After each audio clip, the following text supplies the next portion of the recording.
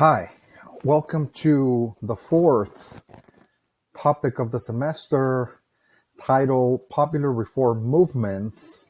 And we're going to be looking at a period of time in U.S. history between 1880 and 1920. It's a 40-year period, 4 decades. So that, again, we're now moving into the second part of the semester, the second historical period after the one that we just finished. The one that we covered, the first historical period, was building modern America. We covered 3 topics on that.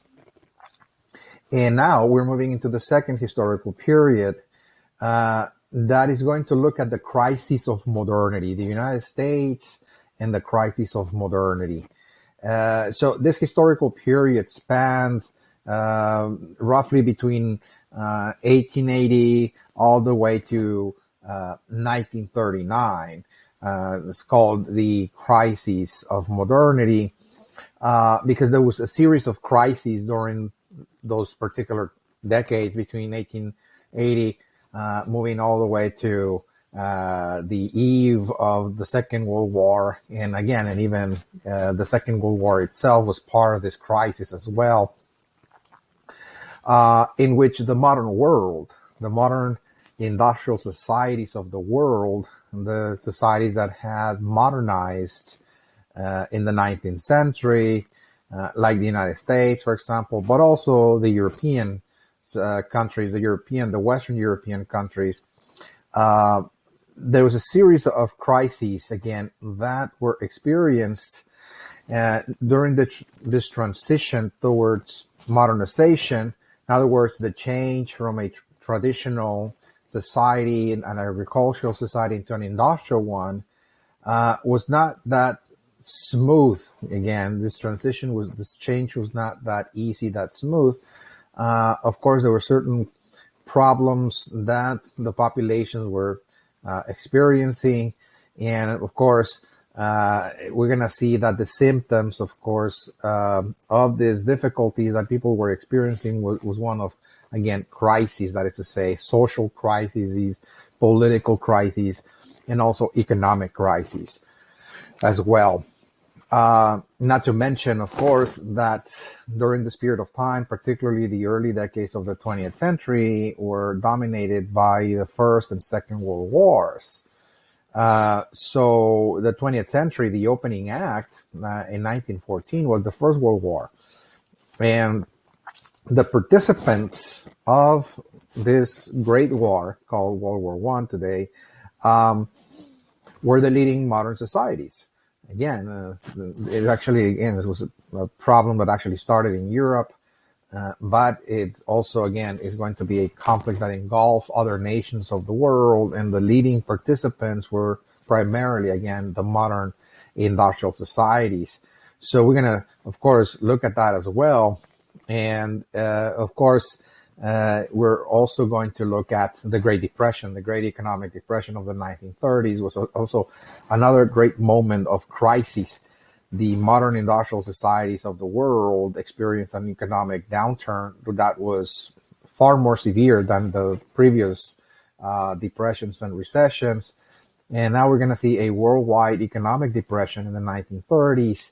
That affected, of course, the capitalist system, the system that had been used to modernize, again, the societies like the United States and, the Western European countries as well. And all the economies that were tied to those countries. There's a host of countries that were trying to modernize as well. They were tied in terms of trade and so on. They also experienced the crisis. So this is what we're moving into now. Again, this is the second portion of the semester. It's a new historical period we're going to be looking at, in which we already looked at the building of modern America. We covered 3 topics on that. But now we're going to cover another 3 topics that are going to deal particularly with the crisis of modernity, the United States, again, within this period of crisis, if you will. Okay, so the first topic we're going to cover is titled Popular Reform Movements. Let me share the outline here. Popular reform movements. So this is the fourth historical topic of the semester. Okay. So we're moving into this new historical period called the United States in the Crisis of Modernity. And this is the opening title, again, the opening topic that we're going to cover, it's called Popular Reform Movements. Again, this is a phenomenon that was very present, that was dominant, if you will, in the United States from 1880 to 1920 for about 4 decades. What we're going to see in the United States is a host of different groups, social groups, that were organizing in terms of forming clubs and organizations and eventually political parties for the purpose of trying to bring about certain reforms in the country, political reforms and also economic reforms. They wanted to reform the system to address some of the problems that were affecting those particular groups. That is to say, as those groups were transitioning into this modern age, of course, there were certain difficulties they were experiencing, of course, economic problems, hardships of sorts, but also, again, political issues that prevented the participation, for example, of certain groups and so on. So what happened is that there was great activism taking place in those 4 decades in which people were seeking reform. So therefore, some U.S. historians have labeled this age as the age of reform. Okay, the age of reform. Now, there has been, of course, in U.S. history, specific moments, specific decades in which there was an intense effort to bring about reform, whether reforms in the Constitution or reforms in the legal systems or political systems, etc. So this is not the only time. Again, there's been an attempt to bring about reform or change, but there would be, again, a very intense effort to bring about that change by several different groups that they spent decades, again, organizing. They spent decades even, trying to create political parties for the purpose of gaining access to office, whether it was in Congress or whether it was in the presidency, etc., with the intent of trying to push legislation to change, of course, the political and economic system, not to change it altogether, but to reform it is very important. So we're not talking about changing the system, but rather to reform it in a way that it will solve some of the issues affecting different, of course, social groups. So the social groups that we're actually going to pay attention to in this topic that were very, very active, okay, in terms of organizing and, trying to enter the world of politics, etc., were groups that had the greatest impact in the age of reform, again, through their organizations, their activism, and eventually they're going to push for certain changes. We're actually going to look at what kind of changes the American political and economic system underwent as a result of the efforts of those particular groups in those 4 decades. The three groups that we're going to look at here is, first of all, the farmers. Okay, American farmers will become highly active, highly organized, and they're going to launch their own reform movement that was known at that time as the agrarian movement. Okay, the agrarian movement. That's how back in this time people addressed or referred the organizations, the efforts of the farmers, okay, the agrarian movement. So we're going to look at, of course, very closely at some of the problems that farmers were facing, and of course, what kind of proposals, what kind of reforms they offered to address the problems of the countryside, the farmers, and what were the end goals? Again, what were the accomplishments, and so on and so forth. The second group we're going to look at here is the industrial workers, okay, the working class, industrial workers. And they also became highly active, highly organized during this age of reform. And they also launched their own movement that was known in that time as the labor movement. Okay. So industrial workers, as we'll see, also were affected by certain conditions at the workplace. The organizations of factories and industries had a series of problems. And we're going to look at that, of course, what was really, affecting the working class and how this is going to lead to the labor movement. And also we're going to look at their actions, their organizations, and their accomplishments. And the third group we're going to look at the very end of this topic is the middle class. Okay. So this is yet a third group that is also going to become highly active and organized during the age of reform. And they're also going to launch their own movement in the United States that was labeled as the progressive movement. Okay, the progressive movement. And the progressives, for the most part, were members of the middle class that came from a wide array of different backgrounds. Okay, there were people that were intellectuals, academics, scientists, but also there were religious, of course, organizations coming from different churches as well. Some of them were shopkeepers, lawyers, coming from many different professions.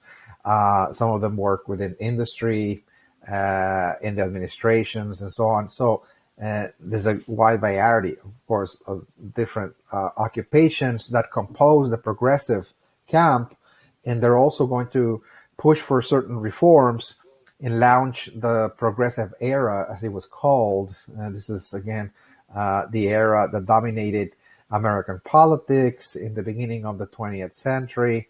The first 2 decades of the 20th century was known as the progressive era. And this is a movement carried out by middle-class activists, by the way. So we're going to also look at that as well very closely, or some of the problems of the middle class and how they were trying to address it through reform. So what this indicates is that, the popular reform movements can be seen when you see a society, a country in which people are becoming highly organized and active and so on. It's just indicative, or it's a symptom that the people that are actually carrying out, of course, those activism, those organizations, they're leading those organizations, that they feel dislocated in many cases or unable to succeed in the society for various reasons. So that's why they're organizing and trying to help each other, of course, coming together and forming those groups in order to bring about certain changes in the system, if you will. So popular reform movements can be seen simply as a symptom, again, that the society is in crisis, in other words. Now, it's not necessarily negative, so it's not necessarily that crises are all negative. No, they're not. It's just simply that people are trying to fit in, if you will. People are trying to succeed. People are trying to make it in the system, but for some reasons, there's certain obstacles or people find it unable to succeed in the system. So therefore, again, they carry out those reform movements. Okay, so So now let's look at then at the first part. The very first group we're going to look at here is, of course, the farmers, the American farmers. And we start with the American farmers because this is perhaps the oldest group of all. After all, farmers as a group go back to in world history, that is to say, not just in the United States, but in world history, farmers as a specific, distinct group go back to the origins of farming and early agriculture thousands of years ago. We're early farming. We're talking about 8,000 BC or thereabouts. Early, very early farming. Very early farming. We're not going to see intense agriculture until 3000 BC or thereabouts, in certain areas of the world. And that, of course, launch the age of world civilizations. Again, all the major civilizations of the planet came with agriculture itself. So intensive agriculture, as I said, 3000 BC, started in different areas of the globe, like in the Middle East and in the subcontinent of India, in China, in Egypt, ancient Egypt, and so on and so forth. And we see the flourishing of those civilizations. Of course, they were quite ancient, and the reason why we see the flourishing of those civilizations is precisely because of agriculture. That is to say, farmers or peasants, depending if they control their own land or not, were able to produce massive quantities of food products through their work in the land, and with that sustain large populations that were involved in the production of knowledge, that is to say.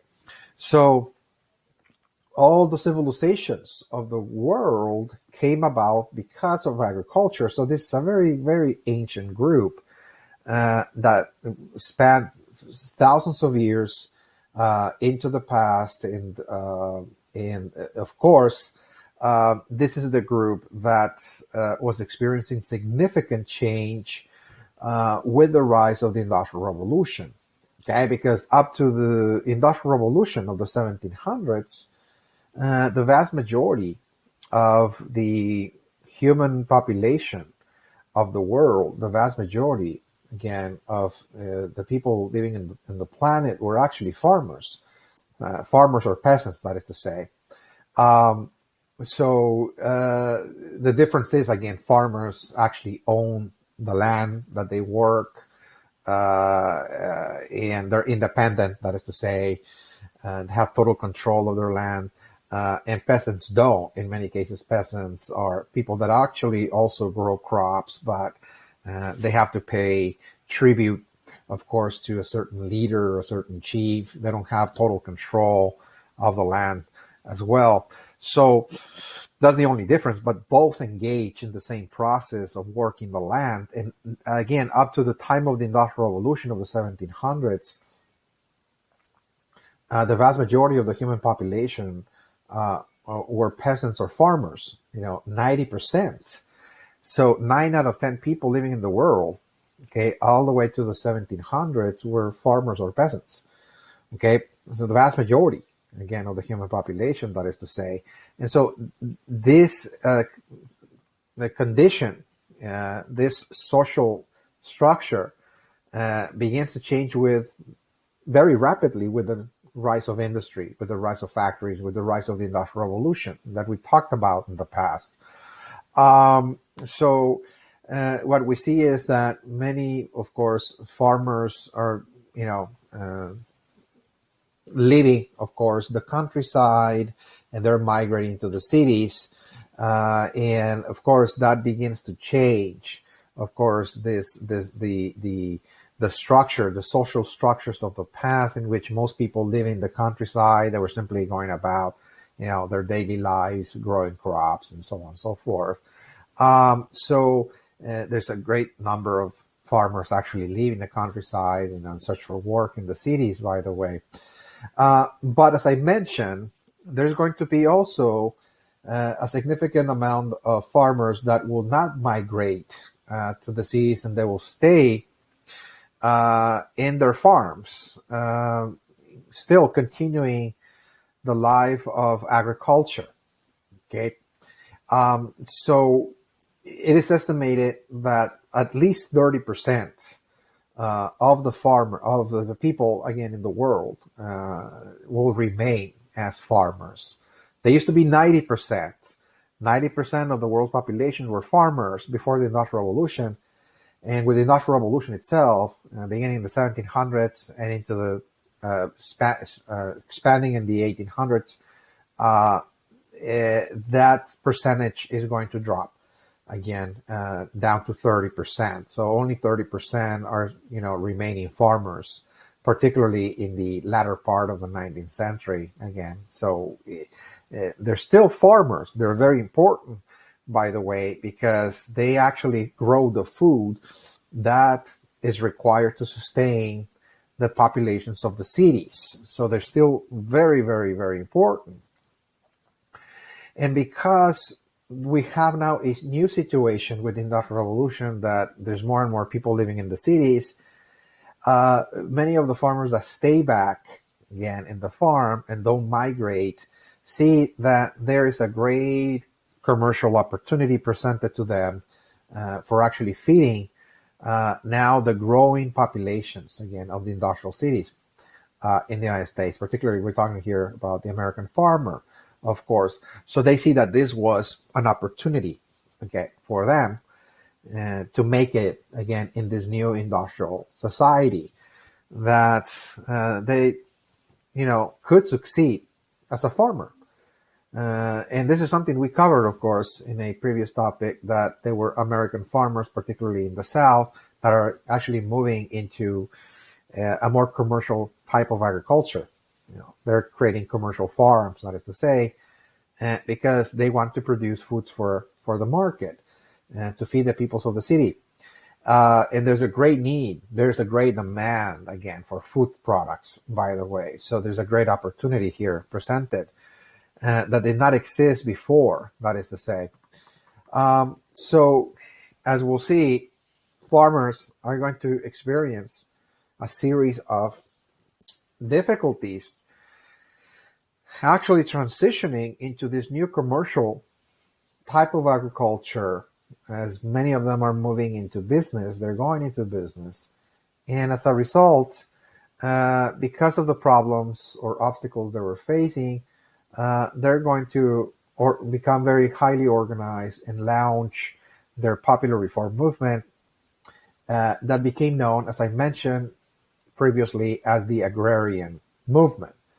Okay, the agrarian movement. And so let's look at the historical background of the agrarian movement in the United States by looking at first the factors that affected American farmers in this transition towards commercial agriculture, that is to say. So there's a series, of course, of issues that they experience that will, at the end, push them to come together and form clubs or associations, and they're going to go, of course, national association. They're actually going to network with farmers around the country, and they're going to introduce a series of ideas or reforms that they believed were important for solving some of their problems, again, in the countryside. Okay, so what is the first problem? The first problem that American farmers experienced in this transition is the problem that they faced was that in their attempt to modernize their farms, they want to actually have a commercial type of farm, an industrial farm, that is to say. So if you're going into business in this new era of mass production, if you want to maximize production in your farm, you want to maximize output, Well, you need technology, and so you need to actually make an investment, again, in buying machinery, like tractors, for example, fertilizers. You need to be buying also electrical motors, water pumps, and so on for irrigation systems and the like. So you need to make an investment, of course, because you cannot use traditional methods of production when you're trying to move into business. Okay, so you want to grow as many crops as possible. You want to grow as much grain, as much wheat or corn, etc. Whatever the product is in demand. So you really want, again, the latest technology, and of course there was technologies being developed during this time. We talked about that. So American farmers, of course, realized that in order to acquire this technology, which was pricey, it was expensive at that time, as it is today. Just consider how much a tractor will cost, for example. Those are expensive, of course, machines, but they're very useful, very needed, again, if you're trying to actually have a commercial enterprise going. The same held true back during those days, that you had to actually make a large investment here in order to acquire that machinery, that technology. And usually what happened is that many farmers just did not have the cash at hand to buy it, cash. So you had to go through some form of financial institution, okay, and get a loan. Okay, so of course there were financial institutions during those times. So farmers will have to then get a loan, and the way that loans were extended to them was by the loan officer from this institution requesting, of course, some form of security or guarantee, what we call collateral. Okay, collateral. What we need, again, what they say is, okay, so we're going to loan you some money. This is a commercial loan. You're going to use it for, improving your farm, and so on, making an investment for, making it into a business.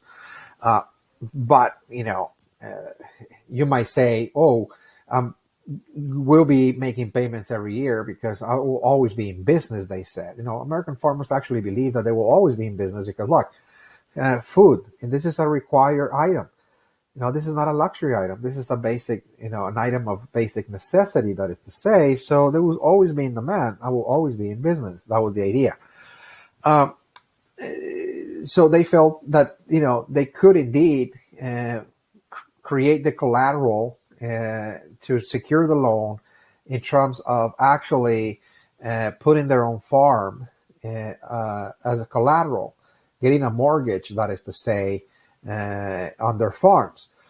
So what that meant is that now the farm is the collateral, the security that the financial institution is holding as security to actually extend the loan. And so if, of course, the farmers fails to make the payments or falls behind or defaults on those loans, the loan, again, the financial institution will simply seize, of course, the farm, put it in the market, sell it, and with that, of course, recover the investment. That's a standard procedure, by the way. So we're going to see that vast amounts of farmers in the United States were precisely, moving in this direction. They were actually, acquiring loans and putting their own farms as collateral, getting a mortgage, on their farms. And of course, they felt rather confident that this was, something that will be paid off rather quickly, precisely because there was always a demand for food products. However, what happened is that as thousands, tens of thousands, eventually hundreds of thousands of farmers in the United States began to acquire this new technology, and began to update their systems of production, and they're moving into mass production. So what happens is that now we have hundreds of thousands of farmers simply engage in the massive production of food products. Okay, so much so that they'll flood the market. Okay, they'll flood the market with grain, with with wheat, corn, and the like, cotton, etc. So whatever was in demand, they will simply grow it, but they're now flooding the market. Okay, so what happens when, again, you simply saturate the market with products and people are not consuming at the same rate that those products are being manufactured or produced? We're going to see the situation of overproduction leading to falling prices. Prices of food products are falling rather quickly as a result, again, of the market being so saturated with so much food.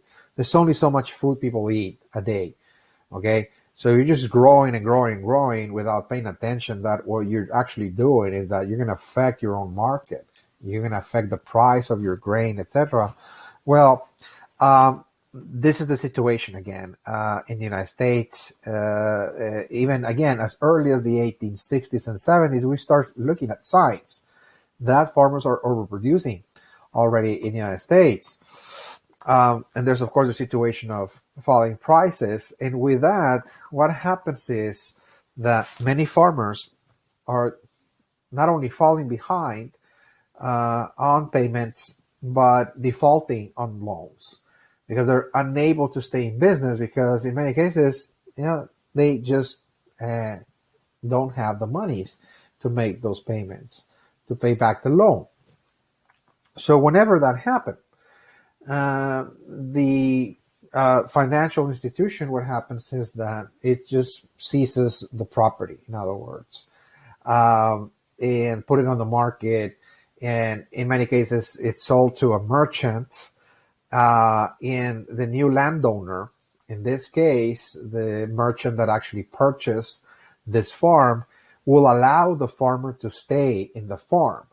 But now the farmer has to pay rent. Okay. So again, this is a situation that, again, there's at least 50% of all the farmers that acquire loans in the United States during this time are now transitioning into something called tenant farmers. They're becoming tenant farmers. Those are actually farmers that used to own their farm but lost it, because they're trying to modernize and acquire, of course, loans, etc. They couldn't pay back, and because they couldn't pay them back, they actually lost the farm. The financial institution sold it to an investor, a merchant, etc., and that merchant is simply collecting rents.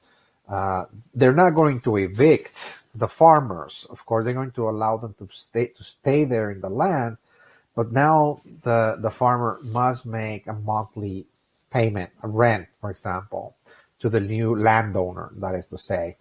And the farmer will continue to work the land. He will try to stay in business, but now, again, he has to pay rent. That is to say, it's called tenant farmers. So, again, this is one of the most common problems of the American farmer in the late 19th century, of course.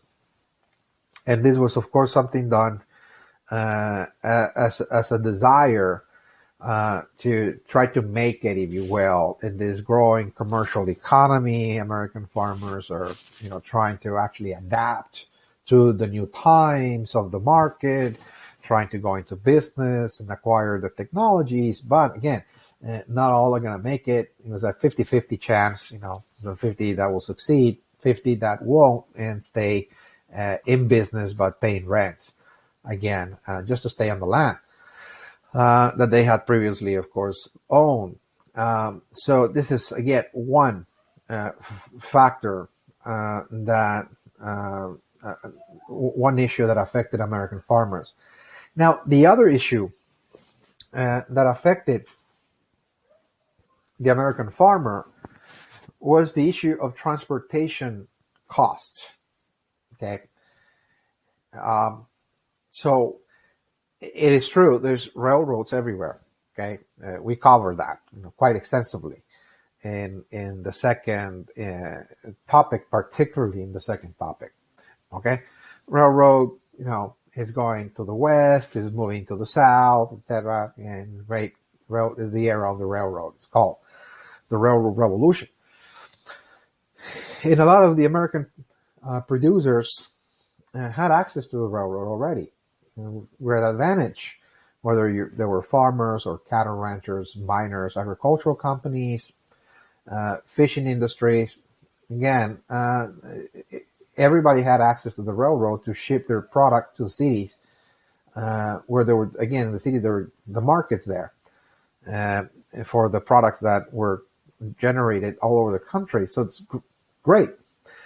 But the rates, the transportation rates, the railroad rates were quite elevated.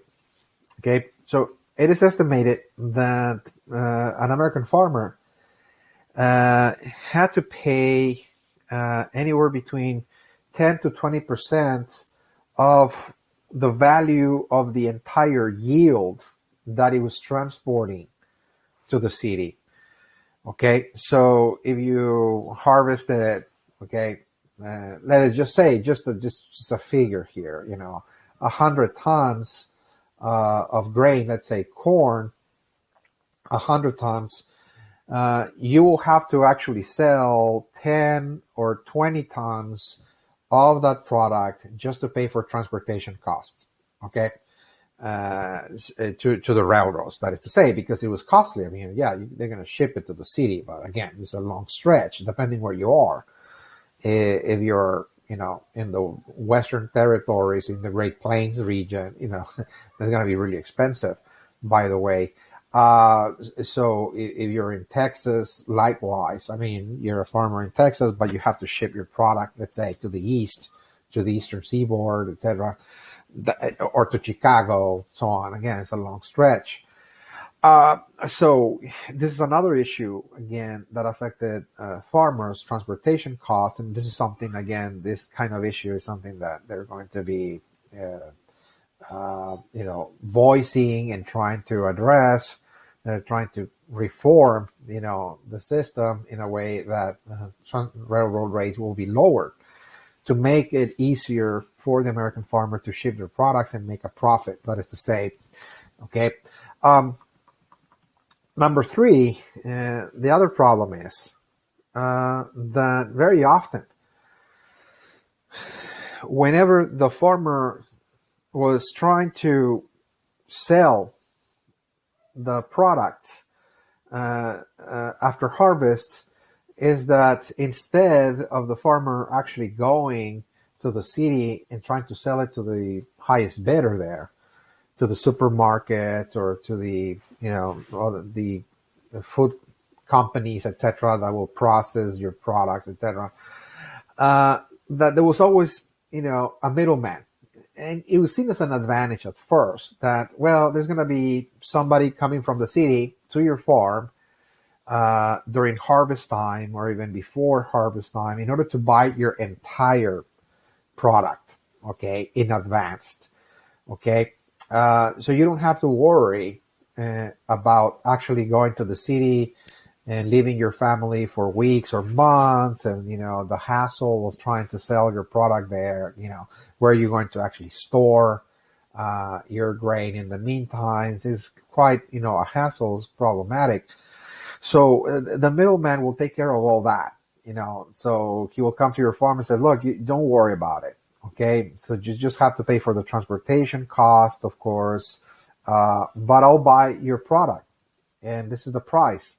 So in many cases, the middleman actually affected prices because the middleman is trying to actually make a profit for himself. So that implied that, well, this is my business, so I have to buy at the lowest possible price from the farmer and trying to sell it to the highest possible price in the city, to those food industries, etc. So they were taking, in other words, they were taking a cut or a chunk out of the profits of the farmers, that is to say. And again, this is yet another issue that affected the farmers, the so-called middleman, that in many cases affected the prices in terms of farmers being unable to dictate the worth, the value of their own product, because this was already something already very well studied and organized by the middleman, in which for the middleman to make money, he had to buy it again at the very lowest possible price. So, they were actually underselling the farmers, that is to say, they were underselling their product because of the middleman. Now, there's yet another issue, again, affecting farmers, during this time, as they're transitioning, of course, to this new industrial commercial economy of mass production. And that is that in many cases, credit was limited.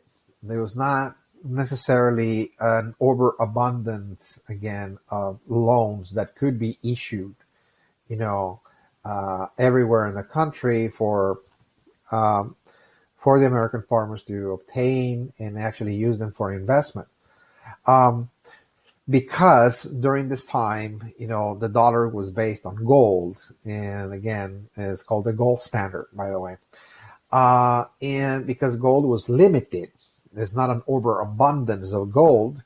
Therefore, the supply of money was also constricted by the gold standard because it was limited, by the way. So this is also, again, that American farmers are, realizing that, well, in many cases, we cannot pay the loans back to the financial institutions because there's a limit on money supply, that is to say. It's limited, that is to say. So there's a limitation in how much money is in circulation. That affects, of course, prices and everything else in the economy, how much people actually earn, and so on. So again, they see that the gold standard is constricting, of course, the ability of farmers to pay back the loans, but also to get the loans, because in many cases, the financial institutions cannot issue the loans because there's not enough, money that could be generated because of the gold standard.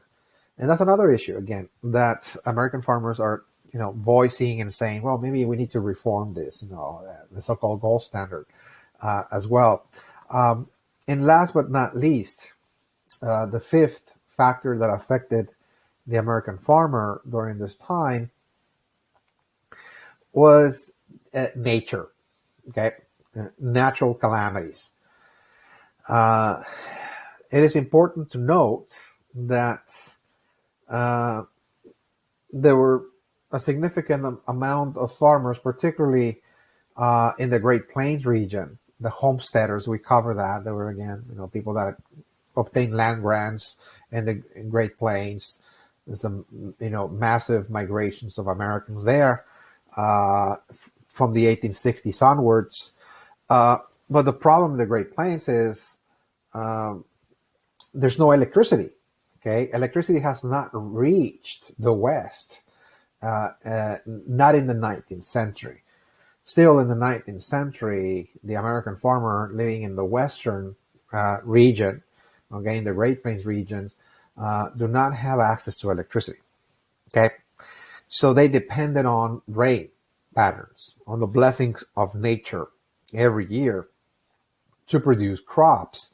But rain patterns are very erratic in the West, and they're very limited. It is estimated that in the West, it rains about 20 inches of rain per year, which is really very limited, when you're trying to engage in mass production, when you want to have a commercial farm and so on. So obviously, you will have to wait until the arrival of electricity to bring irrigation systems, etc., because you're in a situation that, you're constantly affected by droughts. There will be some time, some years that you'll have plenty of rain, you'll be in business, but those years that don't rain, that there's going to be a drought, you're going to be driven out of business for a year, two, or maybe more. So again, this is the issue, again, that American farmers are going to face. This is something that is, of course, depicted in a very popular play that was written at the very end of the 19th century, The Wizard of Oz, by the way. In The Wizard of Oz, this is something we're actually going to be talking about in this topic, particularly The Wizard of Oz. All of the characters of The Wizard of Oz are actually representations of the different social groups that were becoming highly organized and highly active in the United States. For example, the Scarecrow. Okay, the Scarecrow represented the American farmer, of course, in The Wizard of Oz.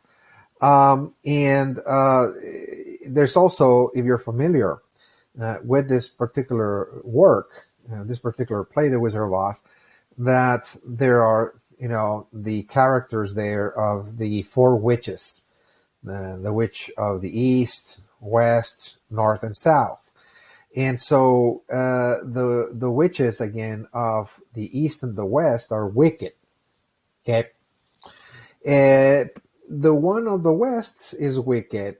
And the way that in the play, the witch of the West can be destroyed is by throwing water on the witch, that is to say. So what the witch represents is nature. In this case, the witch of the West. Okay. And the witch of the West represents particularly nature in the western part of the country, in the Wild West. Remember, it was wild. And many people associated the Wild West with dangers, with wolves, very dangerous animals, poisonous snakes, for example, poisonous, very lethal insects, and so on and so forth. The land was very rugged, very rocky soil, for example, very arid. It lacked water.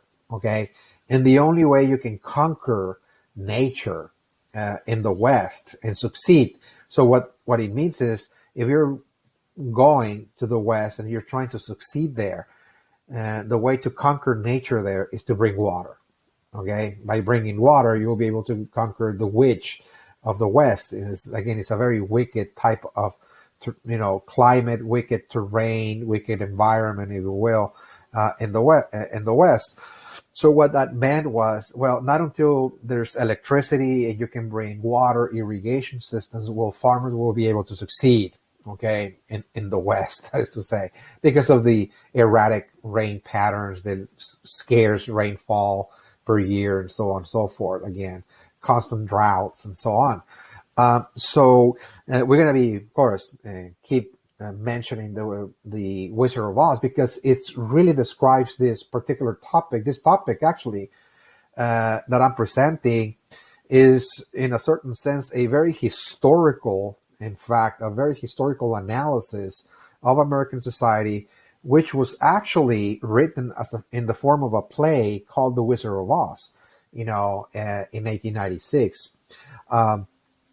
So what I did is look at the American, society and said, okay, this was important. It was so important what was really going on during this time, that people, intellectuals and writers and playwrights, were actually trying to create works of art that will actually describe the society, and by creating different characters and so on, that depicted different peoples, again, of the United States, that were becoming highly organized, trying to bring about certain changes in the United States.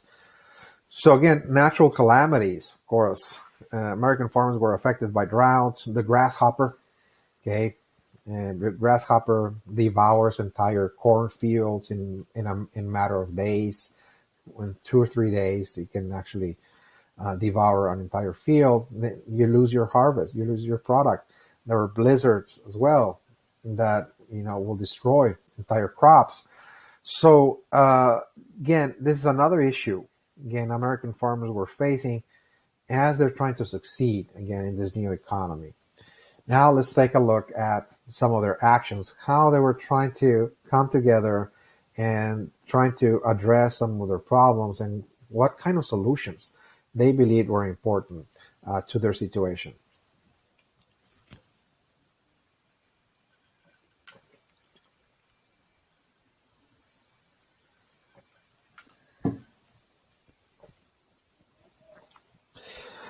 So let's look at the agrarian actions then.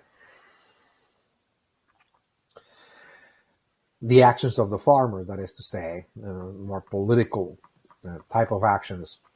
So farmers are going to start to come together and form their own organizations as early as 1867.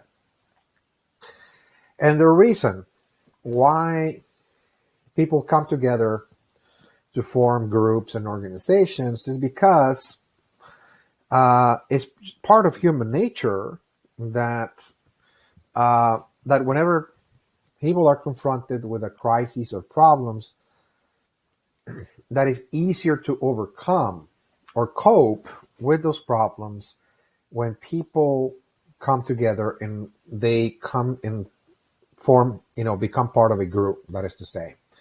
Okay, so when people, come together, they form a group, there's a certain sense of security, there's a certain sense of mutual aid, mutual help, mutual support, that give people a sense of confidence that maybe it will be easier to address this issue as a group than as an individual.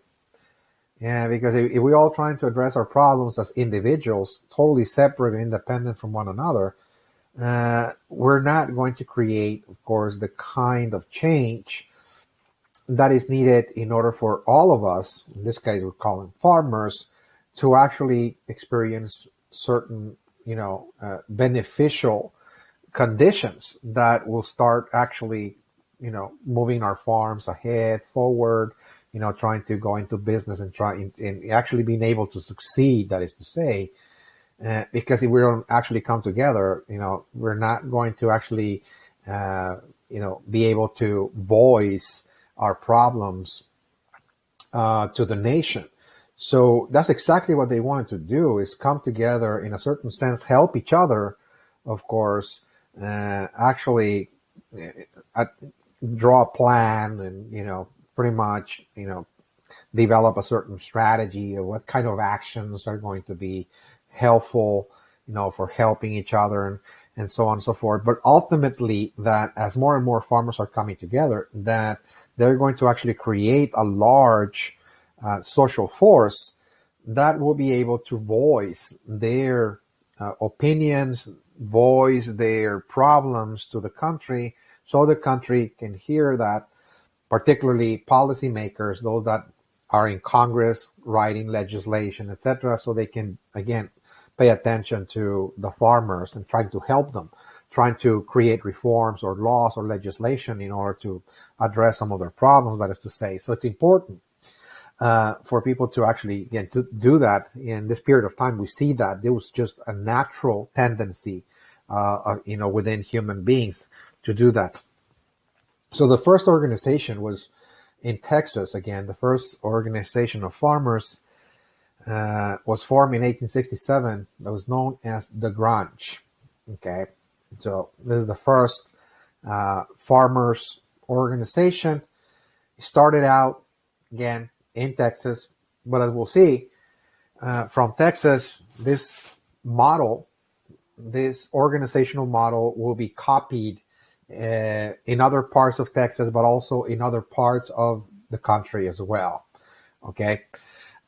What the Grunge, of course, this organizational model that I'm actually referring to, is that farmers in Texas that were members of this organization called the Grunge actually formed this group to function as what is called a collective.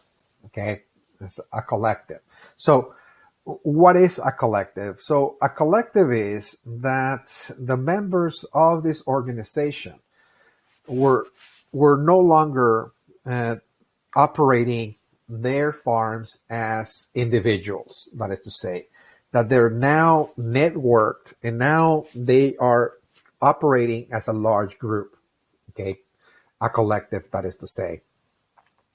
And collectives means that they all have to have meetings, and they're going to meet at certain times of the year, and they will have to, voice their problems and devise strategies, take a vote, and everybody is an important member of the collective, and that is in charge of the group, that is to say.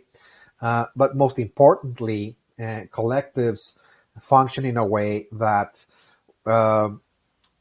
because they're not operating as individuals anymore, and they're operating as a group, therefore everybody has an obligation to the group to actually ensure the success of the other members whenever they're experiencing problems, whenever a certain farmer fails, etc.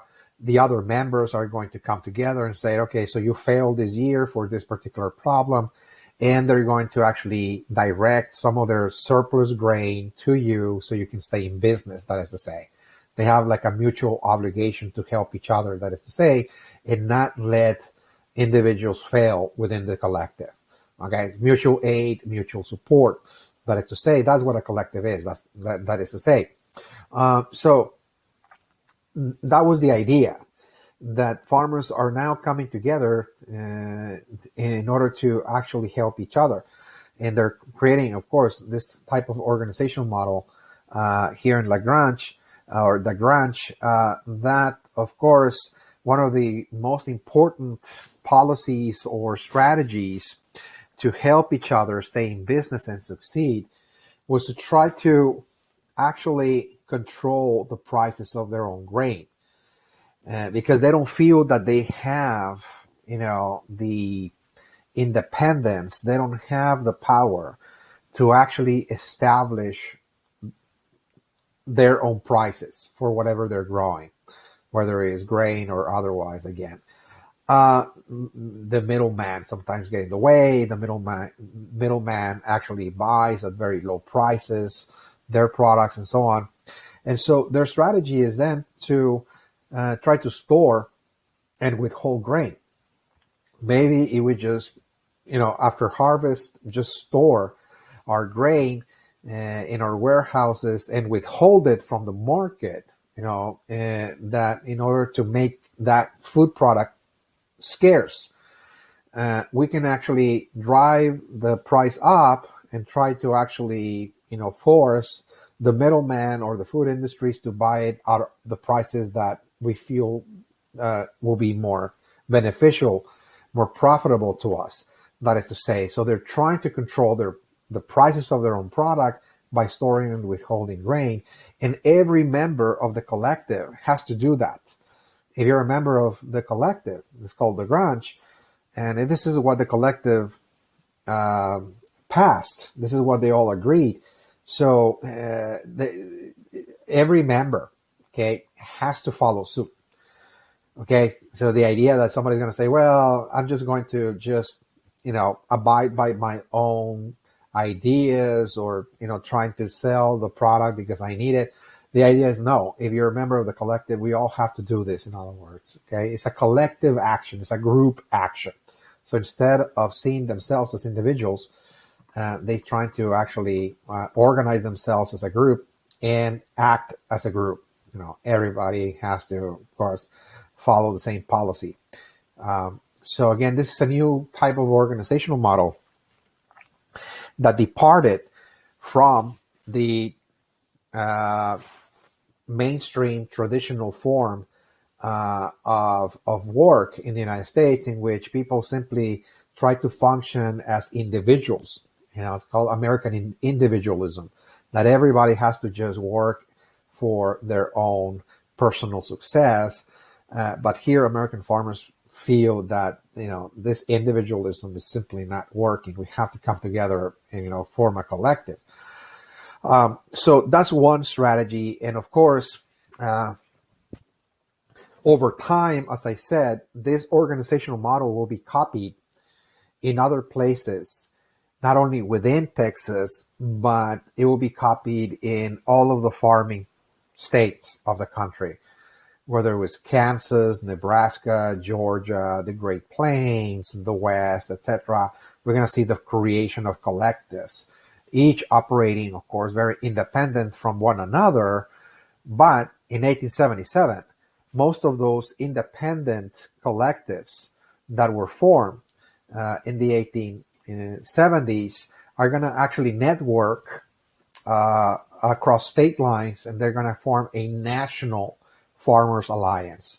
Okay, in 1877, of course, the leaders of this new alliance were from Texas, so it is an organization that was born in Texas, but once again, it's really bringing farmers from all over the country, farmers that had become highly organized in terms of forming their own collective in the different states to address very similar problems. We already talked about those problems, where there was transportation costs, the middleman, lack of credit, for example, expensive machinery, technology, calamities of nature, so on and so forth. So now there's a national alliance. Okay, and now this alliance, as I mentioned, is going to move into the national scene for the purpose of now voicing to the nation the problems that affected the American farmer and trying to propose a series of solutions or reforms.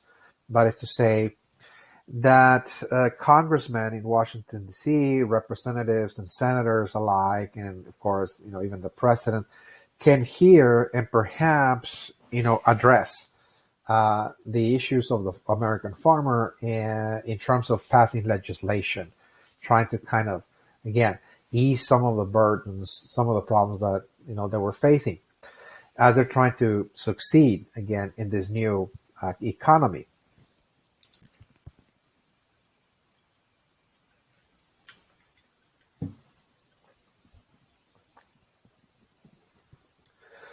So the reforms that they proposed centered on specific, of course, policy changes or policy proposals that they believed that if they were passed, if they happened to become law or legislation, the farmers believed that this was going to actually help their cause greatly. Okay, so what were actually their reforms? What actually were their petitioning, again, to the nation? So let's start with one of the most important issues of the agrarian movement here. And this is pretty much central, the heart and soul of the agrarian movement. And that is, they believed that because money was limited, the money supply was limited in the United States because it was based in gold, which affected, of course, the ability of farmers to pay back loans because money was constricted. So there's only a certain amount of money in circulation. So therefore, there's only a certain amount of food products that people can buy. And of course, they had difficulties paying back their loans, or they had difficulties obtaining loans whenever they wanted loans at low interest rates. They believed that the solution to that was the introduction of silver currency or silver dollars, okay, silver money in the United States. So what they wanted is for silver to be used to create an additional pool of currency in the United States to increase the money supply, inflate the currency, that is to say, for the purpose of having more money in circulation that will be, people will be able to actually access more food products, more more consumer goods, that will increase businesses, that will actually facilitate farmers, paying back the loans, and also get more loans as well. So silver currency, and of course, there's a reason for that, and the reason is that there has been a great discovery in the West, in the Western territories. We cover that in the second topic of silver. Silver mining is taking place, of course, in some of the Western territories. There's mining operations. They're mining silver. There were great findings of silver deposits that kickstarted, of course, mining operations in the Western territories. We cover that. And so American farmers felt that, well, we just hit the jackpot. In other words, we just had, discovered a lot of silver. Now we can just add that silver to the money supply and have, of course, enough money for farmers to actually succeed. So they wanted, of course, a bimetal currency, what they call a bimetal currency, keep still the gold standard, still there, but along gold, also to use silver, bimetal, two metal currencies, that is to say, gold and silver, that is to say. And again, this is, the kind of centerpiece of the agrarian movement, again, silver. And in the original, I'm talking about the original Wizard of Oz play. In the original play, what we find is that one of the central characters, Dorothy, as she journeys into the land of Oz, into this mythical land, when she meets one of the good witches there, one of the good witches actually, in the very beginning of the journey, gives Dorothy a pair of silver shoes. Again, in the original play, again. Now, of course, it has been adapted in the 20th century, the play, that is to say, to where now Dorothy wears, red shoes, but no, originally it was silver shoes. And she's told that whenever she experiences any difficulty, any problems, that all she needs to do is just tap the silver shoes 3 times and all problems will go away, like a magic wand, magically, again. So whenever she's confronted with danger or difficult situations of any kinds, all she needs to do is just tap 3 times her shoes, and by magic, everything will disappear. So that was the symbolism, again, of the agrarian movement, that farmers believe that silver will simply solve all of the problems of the country. It will solve by magic the problems of the countryside, the problems of the farmers themselves, the economic problems, particularly economic. But farmers really believe that the introduction of silver in the currency will solve many of the problems, including, things like poverty and low wages, etc., in very general terms, financing public works, etc. Again, this is the centerpiece of the agrarian movement, silver, okay, silver currency, and this is one of the top of the list in what they want to reform in the system. Also, they want to, with silver, that is to say, with the introduction of silver currency, they want to actually open up their own independently owned and run farmers' banks. So they want to actually own their own banks that are capitalized by silver. So they're going to use silver currency in order to actually extend loans to other farmers that want to, acquire technologies or make investments, etc., to improve their farms and the like. So, they want the creation of farmers' banks, capitalized once again, by silver money. And they see that as another possible solution to some of their problems. Issuing, of course, loans at low interest rates, and with that, avoiding, the problems of farmers in terms of losing their farms and becoming tenant farmers. So what they want is for farmers to stay in business, upgrade their farms, acquire the technology with low interest loans, and also avoid farmers losing their farms, okay, and become tenant farmers, okay. So that is the purpose of the farmers' banks. So also, and they have other proposals to deal with transportation costs. And so some of their proposals, the National Farmers Alliance, again, is they want, of course, the regulation or even ownership of railroads and the telegraphs.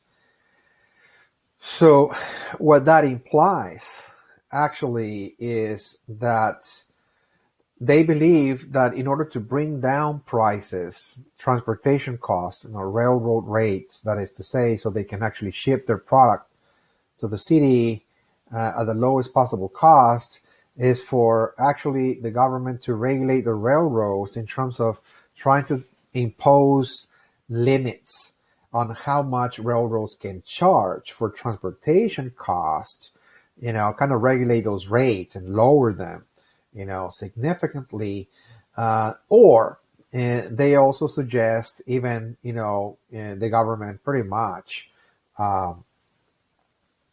seizing the railroads and transforming the railroads in the United States to become public transportation systems. That is to say, public, to be accessed by the public. That is to say, okay, and including the telegraphs as well. They want also the telegraphs to be either regulated so they can cost less, or to be totally owned, again, by the state, so they can become public, of course, facilities, public services, that is to say.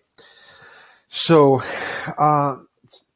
those two proposals were the most radical at the time.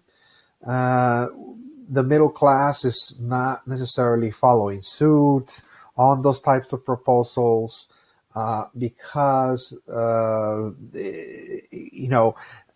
the doctrine of capitalism based on free enterprise, for example.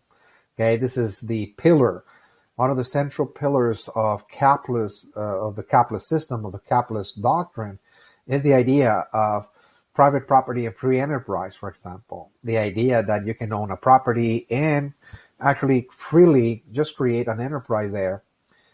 So it can be owned and managed and administered by the owner without any obstacle interference, of course, by the state. That's what, again, the concept of free enterprise is. So many members of the middle class, there were certain sectors, of course, of the population in the States that looked at this kind of proposal, the government regulation or ownership of railroads and telegraphs, as an alteration, a modification of the capitalist system that was going to transform the capitalist system in the United States into something called, of course, socialism. Okay, so again, I will say the specter or the ghost of socialism was lurking again, according to the middle class. By the way, it was lurking within the agrarian movement because, the agrarian movement was now adopting certain ideas from Europe. By the way, socialism is really a European philosophy and it's a European idea, 100%, not American. Okay. So this is, again, that's coming from Europe. And American farmers were turning to Europe for inspiration, saying, well, there is, of course, a movement, a philosophical movement in Europe known as socialism that says that the state can sometimes intervene in the economy to solve problems, social problems, economic problems. So sometimes government regulation in the economy is necessary, to solve, for example, things like poverty, trying to create employment, for example. The socialists believe that the government can actually be an employer. Whenever the private industries, private businesses cannot offer employment, that the state can offer employment or social programs and so on. So people can actually, survive in a world so much ridden with competition. Or it can regulate prices. Okay. For example, here, it can actually tell railroads to lower their rates and say, farmers are paying way too much for transportation costs, So the socialists believe that sometimes that can be necessary. And the farmers were now kind of agreeing with that, okay? Or even the public ownership, again, of the transportation systems, the railroads, that is to say. So farmers, producers all over the country can simply ship their product again to the cities without, being driven out of business because of how much they're paying for transportation. That is to say, so this is a situation again that in this agrarian movement we see the rise of socialist ideas again that are kind of shaping the movement again in a way that is not necessarily following, of course, all of the principles of capitalism, of individualism, and free enterprise necessarily, because on one level, the farmers are inviting, of course, regulation, government regulation in the system to regulate prices on behalf of producers, small producers, in this case, like American farmers. But on another level, what also the reform, the proposals, the actions of the farmers were revealing as socialists is the fact that many of the farmers in the United States, or those farmers organizations, were organized, the organizational model, in a way that it was also kind of socialistic because of the cooperatives that I just talked, that I just discussed. The collectives, for example, the collectives or cooperatives. That is to say that they were now coming together to function as groups and not as individuals. That is to say that farmers, when they were creating their collectives or cooperatives, that is to say that now farmers will have to share some of their resources with other farmers that were failing or were experiencing crises, because they're now operating as groups, that is to say.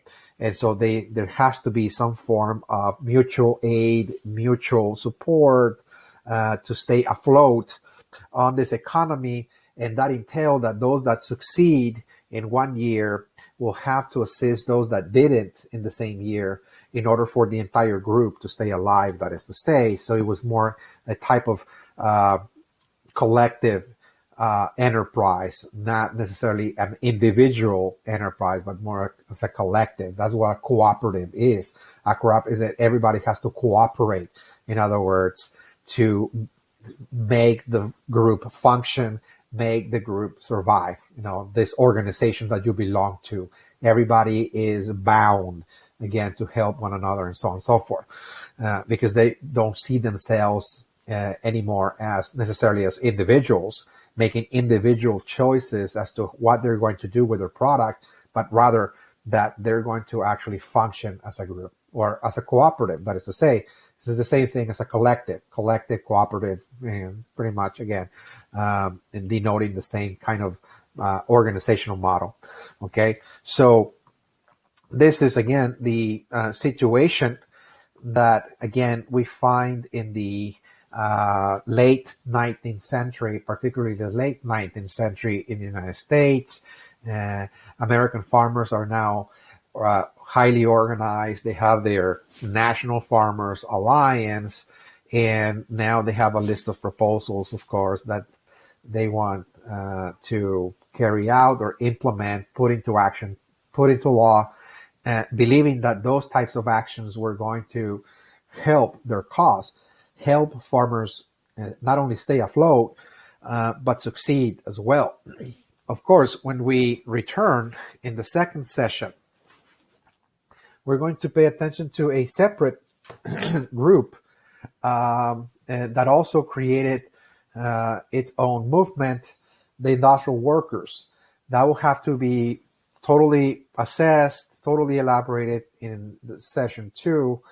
And again, we're going to see that also the industrial working class is going to come together as a result of, just like farmers, experiencing certain difficulties, certain issues that affected their personal lives, but also their life at the workplace. And they're, just like farmers, going to come together, form their own type of organizations that over time, they're just like farmers, are going to network with other working class organizations in the country and build a national movement that will be known as the labor movement.